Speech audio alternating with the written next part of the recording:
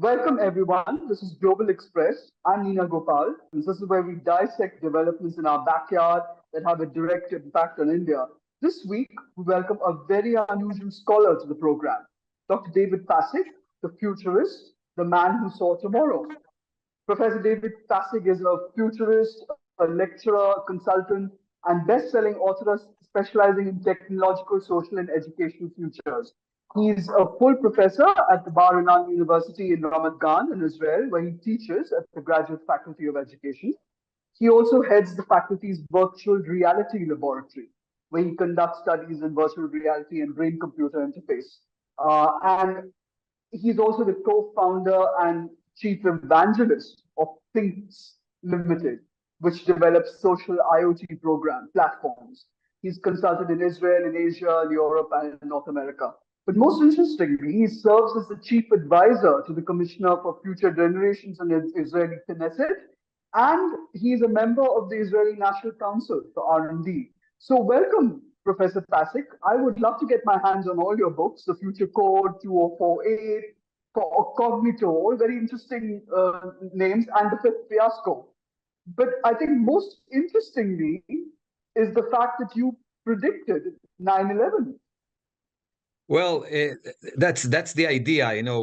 People think we have some great insight. That's not the issue. What we're trying to do is just try to understand if there are some patterns in history, if there is some logic, how systems are evolving.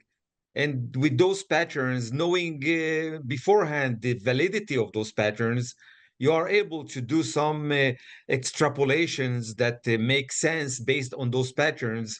Of course, assuming that those patterns will continue working in history. And this is what happened. There is a very known pattern that was developed by some futurists in the early 90s. And they found that in the last 500 years, there is a pattern that goes around 80 years. And we are already at the seventh time that pattern and cycle is repeating itself. And on those 80 years, it starts always with an unusual historical event. It can be a huge war, it can be a huge economic disaster, and then it takes about 80 years until we again start that cycle with another crisis. That the idea of that cycle is that we are evolving, or history is evolving, or civilization is evolving through some cycles that have four stages, and each stage has its characteristic. And most of the time, the last 20 years of the cycle, there are a lot of conflicts. The current world order is collapsing, and with that cycle, you're able to do some extrapolations about how the cycle is about to start collapsing. So the idea is that knowing that cycle, you're able to foresee the next stage of that cycle. And the next stage of that cycle is a challenge or an event that challenges the current world order. And the way it is challenged is by a terror attack on the symbols of the current world order. And this is what I was able to do. So I'm not So a what prophet or happened? something like that. What happened? What set you off with on 9/11? I mean, the Twin Towers were. Do you see them as a symbol of the West? I mean, I thought they were Or the just, you know. not symbol of the West, symbol of the current world order. It's the Hmm. geopolitical cord or world order. The twins are also a symbol of economic world order, and the Hmm. Pentagon was the security symbol of world Right. order. So That's right. I was able to say there will be some kind of an attack on those symbols, and then we But start about 20 years. And what made you think about that? What was it? Was there one event, or was there a series of events, or Osama bin Laden? I mean, nobody even had heard of him till then. Yeah, well, I knew about Osama bin Laden, and I knew that Osama bin Laden is a candidate to do those kind of things. It's not, it's not Wow.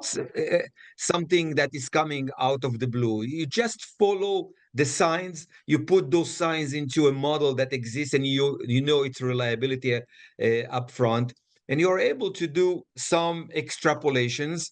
With our models are at most can predict events and predict processes around something like between 70 to 80% reliability. It's not prophecy. Still, the idea of doing those kind of studies is to raise the attention of everybody and to know that we can do things in order for that cycle somehow to stop. If it's a negative cycle, if it's a positive cycle, then we are raising the attention in order for enhancing the positive aspects of a Dr. cycle. This Patrick, is but were basically. you the only voice? Were you the lone voice at that point? Because no one had heard of Osama bin Laden. Yes, there were those attacks in Kenya, if I remember right, which preceded it. But were you the only one who was ringing the alarm bells? And did you alert anyone, No, I or was did you not. write I was about not it? the only one. Uh No, huh. I was not the only one. The problem is that that kind of voice doesn't have the effect, and it doesn't come to the attention of the public. By the way, the twins were also attacked beforehand at the beginning of the 90s, about 10 years before 9/11. Oh. So the sign Mm-hmm. was there. The idea was to give it some sense and to give it back it up with the methodology that can enhance its reliability. It's not just, I feel there is something going on or coming or whatever. That's not the way we are working. That's very interesting because I do remember that in Lebanon, in Beirut, when there was a suicide bomber which drove into the American was it the embassy, I think, Embassy, and that's right. blew himself up. That was the model that was used by the Liberation Tigers of Tamil Eelam in Sri Lanka 9/11. to That's yeah, to right. do no, to attack Rajiv Gandhi. They used the suicide Oh, bomber. The concept of a suicide bomber had never been done before that. So they took yes. that and they trained a suicide bomber to assassinate Rajiv Gandhi. And I So have you see, the unfortunate history of being right next to him when he was blown up. oh, You know oh. So by you see, the signs are all over. The issue is to give those signs a theoretical framework and give that theoretical framework a reliability, a validity. And that way we are able to do a lot of predictions. I hope they will be realized or not. It depends if it's positive or negative. Post 9/11, India went through that gut-wrenching 26/11, the Mumbai attack. Yeah, Chabad House, one of the Israeli homes there in Mumbai, which is where most of the Israeli students used to come and stay, was a prime target. India too was given multiple warnings of landings on its shores by Pakistani fishing boats. The Coast Guard apparently tracked radio chatter, and there was this surveillance which was noticed by lone wolves, but it wasn't acted on. So, do you think that despite people like you being able to connect the dots and sort of present these kind of picture to people who matter, security people who matter, that we still are not really primed for this kind of thing. I mean, as so recently happened even with October 7th, with the Hamas attacking the Israeli kibbutzim. yeah. You see, there is But again, very, but again, but again, yeah, our there is a very intelligence. good, there is a very challenging issue with all the securities that establishments all over the world. Their methodologies are based basically, generally speaking, on collecting a lot of intel and trying to make sense of that intel. What they what they are not taking into consideration is that there is no way to know the very secret things that your enemy is preparing.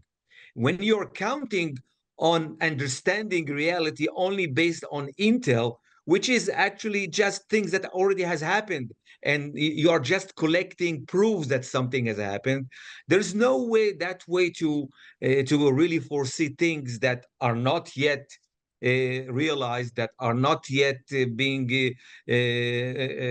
developing, etc. And there was no security establishment in human history that was able to foresee very important and huge historical events. At best, they were able, to foresee terrorists going from there to here, but not the real big issues, like, for example, the collapse of the USSR. Nobody in the establishment was even geared to understand what's happening, because they always thought that there is no way to enter the mind of Gorbachev and see beforehand that this is the good, what he's going to do. On the other hand, with our methodologies, we are able to do such things because we are not collecting data. We are trying to understand if there is logic, how systems are evolving, if there are patterns, how cycles are evolving in history or in science or in technology. And with those patterns, we are trying to foresee things that even the leader doesn't understand that that's what he's going to do. Even I was able to say things that Gorbachev is going to do, even though he didn't know what he's going to do, based on understanding Really? based on understanding the very complexities of forces that are working on the USSR, that it's not sustainable. So I was not able to predict the exact date, but we were able to predict that it will be at the beginning of the 90s. And there was a lot of literature already that has been written about when the USSR is going to collapse. So this is That's just, very interesting. yeah, this is a way or new methodologies that unfortunately a lot of establishments are not still acquainted with, or they don't believe in, or they just don't want to listen to. And but bit by bit, we are proving that there are new methodologies with which we can add a layer of understanding those processes that are happening in history. Yeah, he's a very interesting man, Gorbachev. I have met him and interviewed him, and Uh, he's very clever because even though he speaks English, he pretended he couldn't, and he used a Russian interpreter to buy time to answer all my questions. So he's a very interesting man. But tell me something. Why is it that when you have the ability to connect these dots, so to speak, why is it that Israel did not figure out that a Hamas attack was coming? I mean, it's changed the whole political dimension of the Middle East. That one attack has, upended relations, for so that was, I mean, it was stable Well, for let so me let me long. clarify. Yeah, let me clarify one thing. Time after time in history, nations were doing great mistakes in understanding their enemies. Think about Mm, Pearl Harbor. Think about 9/11. mm, We yeah, are always doing a lot of mistakes. That's one thing.